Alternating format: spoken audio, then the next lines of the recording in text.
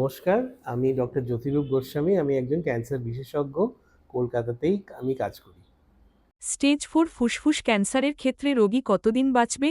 চতুর্থ স্টেজের ফুসফুসের ক্যান্সারে আহ, মানে অ্যাভারেজ যে আয়ু সেটা হচ্ছে মোটামুটি 9 মাস।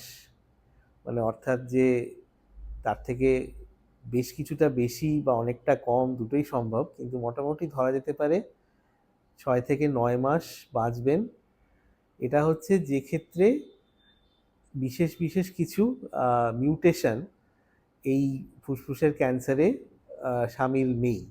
কিন্তু দেখা গিয়েছে যে ইজিএফআর বা অ্যালক এই জাতীয় কিছু মিউটেশন আছে। এই রকম মিউটেশন বহন করে যে যে ক্যান্সারগুলো, সেগুলোর ক্ষেত্রে কিন্তু অনেক বেশি দিন রোগী বাঁচতে পারেন। মানে 2, 2.5, 5 বছর অবধিও তার পক্ষে বেঁচে থাকা সম্ভব।